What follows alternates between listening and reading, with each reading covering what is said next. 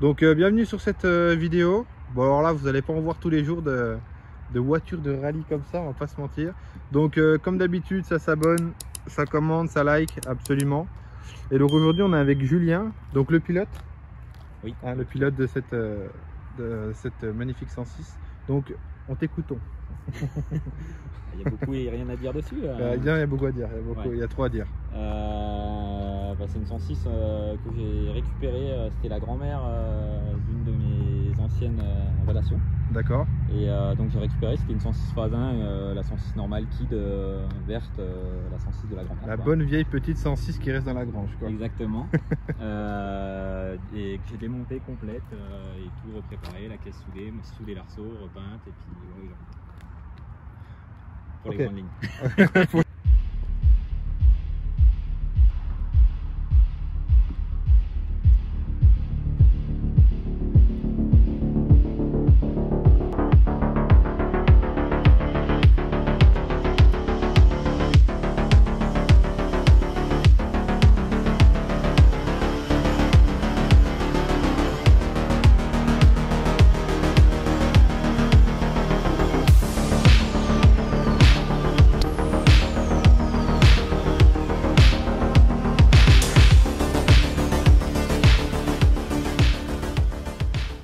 Parlons que c'est quand même, là ça fait 4-5 ans que tu es dessus. 5 ans, ouais.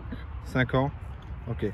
Donc là il y a quand même un bon budget, tu expliquais, ouais, de la voiture. Alors vu comme j'ai racheté une voiture en fait qui était à finir et que du coup ça m'a permis d'économiser sur les pièces. Yes. On est sur un budget de 40 000. Ouais, si j'avais acheté les pièces au détail, je pense qu'on serait plus sur un budget entre 50 et 60 000. D'accord. Ouais, donc là on est quand même vraiment... Ouais. Ah oui, en fait oui, ça j'avais pas compris qu'on était... que tu as eu un petit coup de chance quand même. Ouais, j'ai eu un coup de chance. Bon donc du coup, la peinture bleue. C'est peinture bleu Santorin. En fait, j'avais une 106 Rallye, ma première voiture sportive, qui était bleu Santorin. Et on me l'a cassée. J'ai énormément regretté cette voiture. Et j'avais dit un jour, je remonterai une 106 Rallye bleue. Ah là là, ça c'est beau ça. Ça, pouvoir vivre la passion comme ça. Sauf que la 106 Rallye bleue a été remontée, mais c'est parti en couille. Mais tu vois, il y en a, ils ont des rêves. Mais ça c'est un beau rêve ça. On va refaire le bleu de la voiture. Je voyais sur les réseaux, sur Facebook, je m'intéressais un peu au rallye, mais pas beaucoup. Et je voyais les gros 106 avec les boîtes séquentielles et tout qui passaient sur les spéciales. Et en fait, ça me faisait rêver. Et j'avais dit, un jour, j'en ai une comme ça. Et 5 ans plus tard, là. Et voilà, une partie du rêve réalisé. Donc là, ça c'est du covering, hein, enfin c'est du covering, c'est des stickers là. Toute la déco noir et jaune fluo, c'est du covering. Ouais. Ok, d'accord. C'est moi qui l'ai posé aussi. D'accord. Avec un ami qui bossait là-dedans, on a passé un week-end à la poser complète. Tu connaîtras aussi les bandes d'origine. Le rappel à la 106 Rallye d'origine. Yes, top, top. Enfin, je dis d'origine, mais qui sont plus associés à la voiture que le reste. Donc du coup, là, on va commencer ici. Sur les petites jantes, je t'écoutons parce que... Donc c'est des jantes de 208 R2 en 16 avec des disques sur bol alu en 315 AP Racing et des étriers de 208 R2 Alcon. Aïe aïe aïe. Ah, ça fait mal à moi je trouve. Bon, ensuite suivons. Donc monsieur n'a pas trop de sponsors, hein. Si jamais vous voulez sponsor, n'hésitez pas à le dire en commentaire. On mettra tes réseaux comme on a dit. Ouais. On sait jamais. D'ailleurs, je remercie les peu de partenaires que j'aime et qui sont présents et qui me suivent et que grâce à eux, je peux vous remercier. Donc à l'arrière. À l'arrière, on est sur le freinage d'origine qui devrait être enlevé d'ici peu. On est toujours sur des jantes de 208 R2. Ouais, ce que tu m'expliquais pour le freinage. Ouais. Par contre, sur le train arrière, on est sur une poutre de. En fait, tout le train arrière, c'est un train arrière de Saxo Kit Car. Tout renforcé, soudé, que j'ai fait. En fait, j'ai racheté les renforts moi, vu comme ils les reproduisent, et j'ai refait l'identique d'un train arrière de Saxo Kit Car. Ok. Ouf. Et il y a devant, derrière, des amortisseurs de Saxo Super 1600 réglables en 3 voies, donc haute compression, basse compression et détente. Génial. Là, on voit le numéro, mais ce que tu me disais, hein, ça change à chaque course. Ouais, c'est juste le numéro du départ.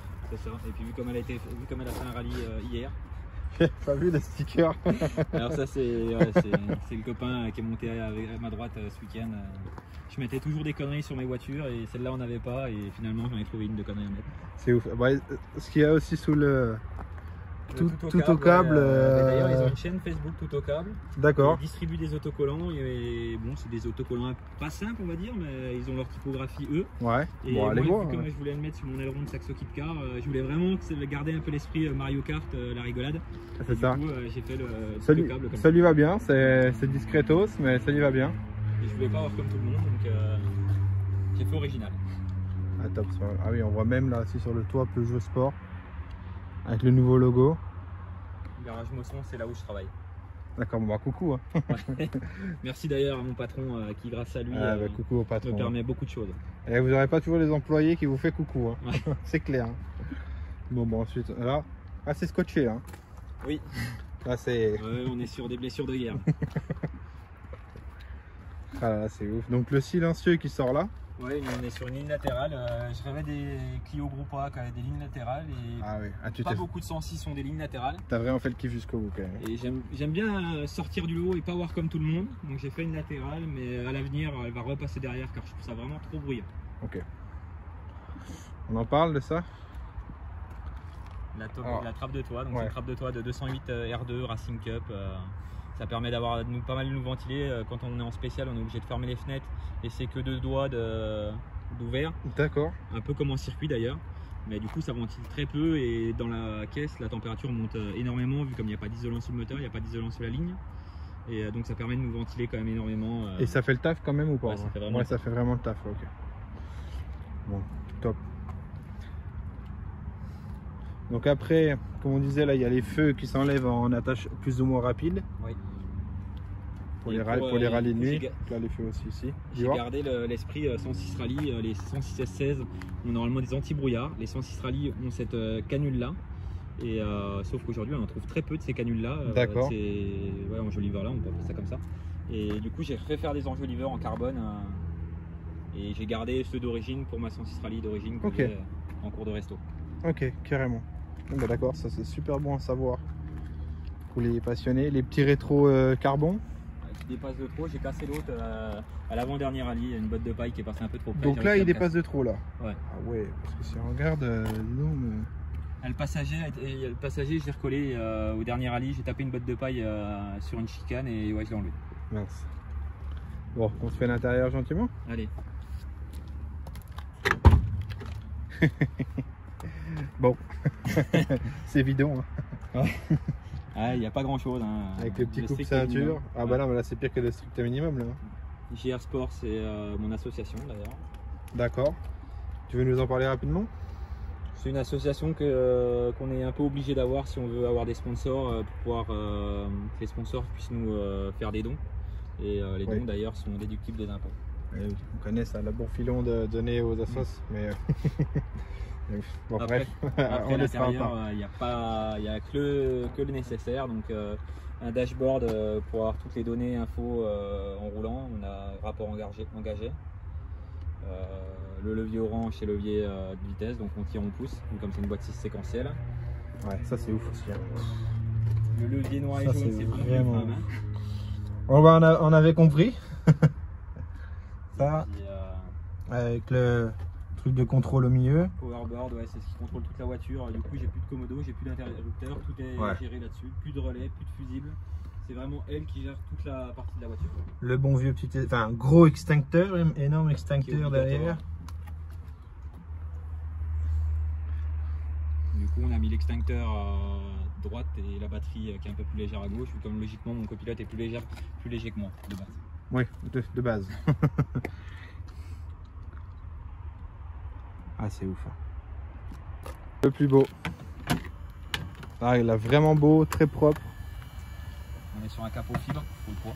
Donc capot fibre, très bien. On est sur une écope de 106 Maxi modifiée. Les 106 Maxi reviennent vraiment jusqu'au capot là. Pour l'unique et bonne raison qu'ils n'ont pas cette traverse là, elle est coupée ici et tout le milieu ils n'ont pas, et du coup en fait ça leur permet vraiment d'aller chercher l'air vraiment devant la face avant. Vu comme nous on n'a pas le droit de supprimer cette traverse là, on modifie et on fait des guides en fibre, on canalise l'air pour vraiment que ça monte dans la 4 papes. Et j'ai remis une buse d'air devant pour que en gros l'air qui vient du pare-choc aille dans le radiateur et l'air qui passe entre le pare-choc et le capot aille dans la boîte. Ouais, c'est vraiment pour te faire une meilleure circulation, quoi. C'est ça, vraiment canaliser l'air. Donc là, je passe un coup grosso modo déjà, bien se faire mal à la tête. Et après là, je te... Ouais, vas-y, pas de souci. Et après, je te laisse nous expliquer. Moi, j'adore la boîte Peugeot. C'est des trucs bêtes. Alors, c'est même pas une boîte Peugeot Sport. Mais j'ai trouvé un ancien autocollant Peugeot Sport que j'ai recollé dessus. Je trouvais que ça faisait un peu usine, disons. Ouais. Et du coup, c'est très joli. Ah, c'est trop beau. C'est trop beau. Là, il est propre. Oh là là. Alors, je t'écoute. Alors, sur le moteur, on est sur un TU5 J4 de 116 de base. Ok. Qui a été modifié, piston forgé, bielle forgée de Saxo Kit-Car, des vrais. Les arbres à cam, on est sur des arbres à cam Maxi Groupa. Et après, une 4 papes, un collecteur d'échappement, vrai collecteur d'échappement de Saxo Kit-Car. Et au final, ça sort 197 chevaux et 20 mètres kg de coupe. Donc là, pour le poids, tu estimais? J'estime ça entre 920 et 950. J'ai pas encore réglé le poids par roue, donc en fait, on règle. Ça nous permet vraiment d'égaliser les poids et de manière à ce qu'il y ait, quand il y ait le pilote et le copilote, qu'il y ait la même répartition de poids sur chaque roue. Ok, ouais, c'est ouf. Ah là, c'est tac-tac. On est sur une boîte aussi séquentielle, donc boîte 6 rapports séquentielle, on tire, on pousse. Pour monter les vitesses, on n'a pas besoin d'embrayer, on reste gaz à fond et on tire. Et pour descendre, il faut quand même embrayer. On peut les descendre sans embrayer si les freinages sont bons et que le mieux c'est simplement de les monter, après les descendre. Les descendre, c'est quand même un peu mieux de les débrayer et de préserver la mécanique. Ouais. Là, tu m'expliquais pour les freins du coup. Les freins, j'ai plus d'assistance de freinage, donc on est sur un pedal box de Saxo Kit-Car. Maître cylindre pour les étriers avant, maître cylindre pour les étriers arrière. Ensuite, on a des tiges filetées, les tiges pour les amortisseurs, montées sur un balancier. Et dans la caisse, je peux faire bouger ce balancier et régler mon attaque de frein. En fait, au moment où je tape dans les freins, pouvoir régler lesquels de frein freinent en premier et vice versa. Ouais. Vraiment attaquer l'attaque des freins. Ah, et ensuite, on a un limiteur dans la caisse pour limiter les freins à l'arrière, sinon on aurait un peu trop de freins à l'arrière, vu qu'on n'a pas beaucoup de poids à l'arrière. Donc raconte-nous ton passé tumultueux rallye. Alors j'ai commencé en 2018 en tant que copilote. Je m'étais trouvé un pilote qui est devenu un copain. Yes. Et 2019, l'envie de conduire était présente, donc j'ai acheté une Clio Groupe N. Celle-là était toujours dans le garage en attente de mécanique, mais j'avais pas le budget pour la finir comme je voulais, donc j'ai acheté une Clio Groupe N pour pouvoir rouler au moins une année. J'ai fait 3 rallyes, j'ai fait le rallye d'Avalon, où on fait 4 de classe et je me souviens plus la place au scratch. Okay. J'ai fait le rallye Dijon-Côte d'Or où quand on est sorti de la route, on était 3 de classe. D'ailleurs, on a fait des temps 3e de classe en slick sous la pluie. C'était un peu sport, donc bon, on a fait c'est qu'à de le dire là. Et 3e rallye qu'on fait avec, on gagne la classe, le rallye des Hauts-de-Pau. Ok. Suite à ça, je l'ai vendu. J'ai eu l'opportunité de racheter la voiture qui était à finir, où j'ai récupéré les pièces pour remonter sur celle-là. Donc j'ai vendu la Clio pour pouvoir racheter et s'en est suivi 3 ans de boulot acharné pour pouvoir la finir correctement et pouvoir rouler avec. Super. Et entre temps, il y avait eu 2 ans de travail déjà de carrosserie, soudure d'arceau, soudure de caisse, préparation de la caisse en général. Voilà, c'est tout ce que tu disais. Et qu'est-ce qui te passionne toi vraiment dans le rallye? Qu'est-ce qui fait que c'est ta passion maintenant? Alors, on peut pas dire que le rallye me passionne énormément en lui-même. Le gars il a ça comme caisse. mais rouler avec ce genre de caisse, ça me plaît vraiment en fait. C'est vraiment pour rouler avec mon rêve et me faire plaisir. Le rallye après, si j'ai quand même retrouvé les sensations. J'ai fait 5 ans de motocross et j'avais du mal à retrouver cette adrénaline qu'on avait dans le motocross, et en rallye j'arrive à le retrouver. Alors certains vont dire que c'est complètement fou de rouler à 160 entre les arbres, mais bon, ça provoque un certain degré d'adrénaline. Chacun à discrétion. Hein. Voilà. Mais non, mais je comprends totalement. Mais oui, donc en fait toi plus que le rallye, ça c'est plus une annexe au final pour pouvoir jouer de ta passion quoi. Bah ouais, pouvoir c'est vraiment de mon beau jouet, c'est vraiment pour profiter de ça. Je comprends carrément même. Bon, moi ce que je te propose, c'est ce que j'attendons depuis tout à l'heure.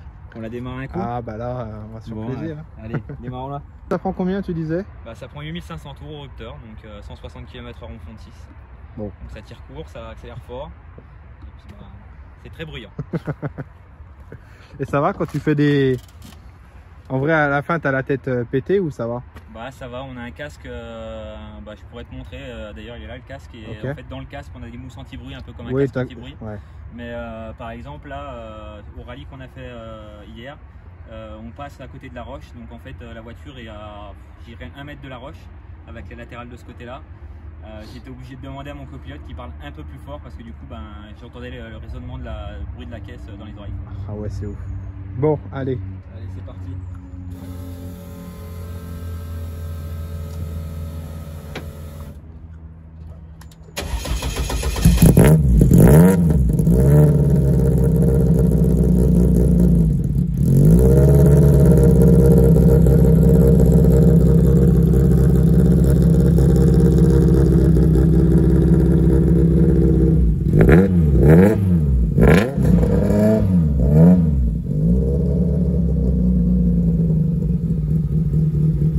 Sur le dash, on a plusieurs pages qu'on peut changer avec un petit bouton sur le côté que j'ai mis.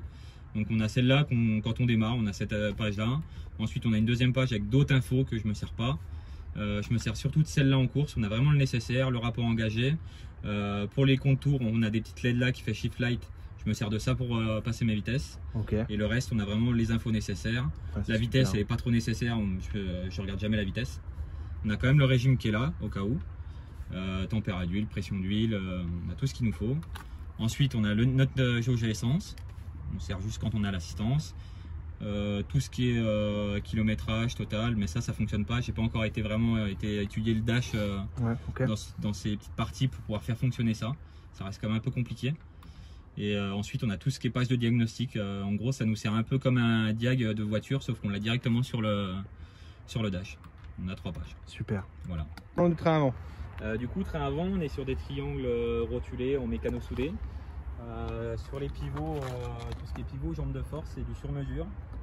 Pour l'unique et bonne raison que sur ces voitures-là, les 106, dès qu'on met trop de chevaux sur le train avant, les petits roulements des 106 ne suffisent plus. Donc en fait, ils se déforment avec les accélérations et les freinages.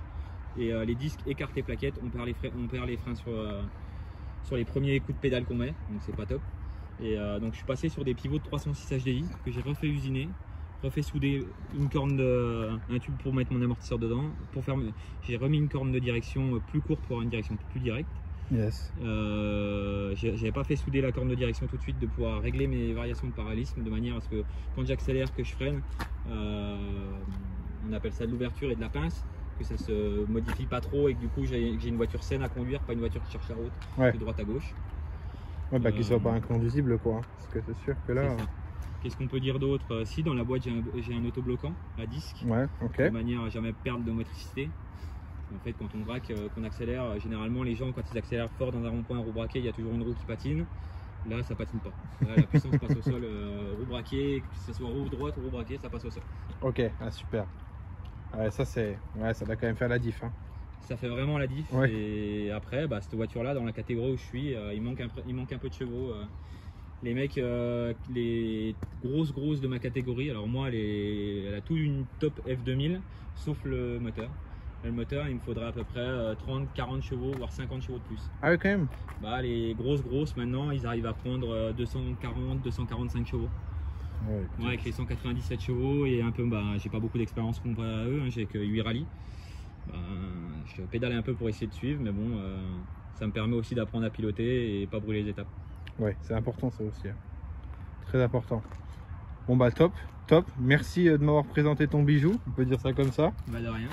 Alors merci énormément, je pense pas qu'on en revoit beaucoup, mais top de chez top. De toute façon les gens peuvent te suivre sur les réseaux à discrétion comme on a dit, mais n'hésitez pas à l'ajouter et puis après voilà, hein, ta voiture on te fera coucou quand on te verra sur les rallyes, hein, carrément. Avec plaisir, et puis s'il y a des gens qui la voient au rallye, qu'ils n'hésitent pas à venir me dire bonjour. Voilà, ouais, je suis ouvert à tout le monde, hein, vraiment. Le partage, top. Exactement, et puis après si je peux faire monter des gens dedans, alors peut-être pas forcément en roulant, mais si on est à l'assistance, les gens veulent monter dedans, il n'y a pas de souci. Si je peux faire découvrir mon rêve, moi ça me fait plaisir, tout comme ça fera plaisir aux gens. Top, merci beaucoup en tout cas, vraiment.